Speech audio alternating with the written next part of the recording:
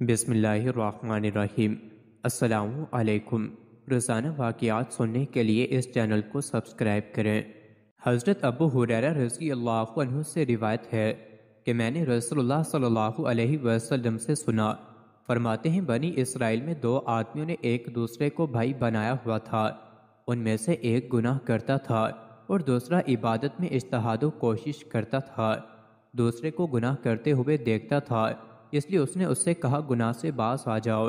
اس نے کہا میرا معاملہ کریم رب کے ساتھ ہے، کیا تو میرے اوپر نگران اور رقیب بھیجا گیا ہے؟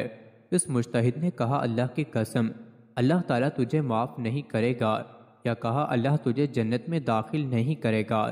اللہ تعالیٰ نے ان دونوں کی روحیں قبض کر لی اور دونوں جہانوں کے پروردگار کے پاس جمع ہوئے۔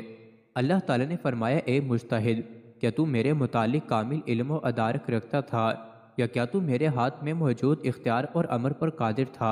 اور اس گناہگار سے فرمایا جا میری رحمت کے سبب جنت میں داخل ہو جا، اور دوسرے کے متعلق فرشتوں کو حکم دیا کہ اسے آگ کی طرف لے جاؤ۔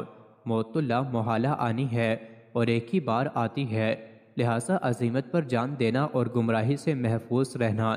بہرحال ہر ایک کے لیے اللہ کا فضل شامل حال ہونا بہرحال ضروری ہے۔ ہر مسلمان صاحب خیر و صلاح کو ہمہ وقت اللہ تعالیٰ سے پناہ مانگتے رہنا چاہیے اور اللہ سے عافیت طلب کرتے رہنا چاہیے، اور گمراہ کن باتوں اور گمراہ کرنے والوں سے اجتناب کرتے رہنا چاہیے، اور گمراہ کن باتوں اور گمراہ کرنے والوں سے اجتناب کرنا چاہیے۔ انسانی و جناتی شیاطین سے بھی محتاط رہنا چاہیے۔ نیکی اور بدی کی قوتیں ہمیشہ نبرت آزما رہی ہیں۔ بظاہر بدی ہمیشہ اکثریت میں اور نیکی ہمیشہ اقلیت میں رہتی ہے۔ نیک لوگوں کی تعداد بروں کی نسبت ہمیشہ کم ہوتی ہے، لیکن نیکی اور بدی کے معتبر ہونے کا مدار قلت و کثرت پر نہیں، اللہ جل شانہ کے حکم پر ہے۔ جس کام کو اللہ رب العزت نے بدی اور شر قرار دیا وہ ہمیشہ شر ہی رہے گا، خواہ کائنات کا ہر ذی نفس اس کا ارتکاب کرنے اور اسے اچھا سمجھنے لگے۔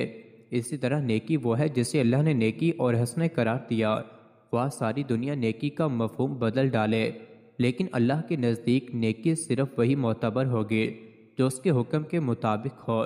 اس قصے میں اصحاب خیر و صلاح اور اہل حسنات کو یہ تعلیم ملتی ہے کہ انہیں اصحاب عزیمت بھی ہونا چاہیے اور برائی کے ماحول کے اثرات قبول نہ کرنے چاہیے، نہ برائی سے بچنے والے اس کی برائی کو پورے عزم و استقامت سے روکنے والے ہوں، تاکہ اہل شر پر ان کی عزیمت و استقامت کا رعب چھا جائے اور وہ ماحول سے متاثر ہونے والے نہ ہوں، ماحول متاثر کرنے والے ہوں۔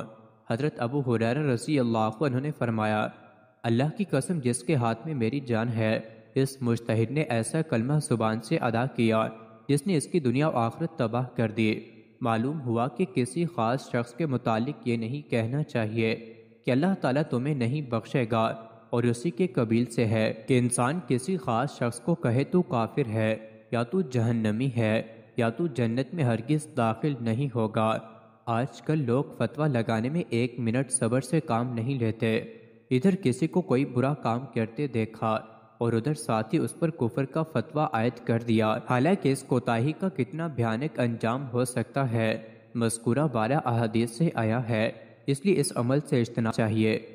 مزید ایسی ہی ویڈیوز کے لیے چینل کو ضرور سبسکرائب کریں۔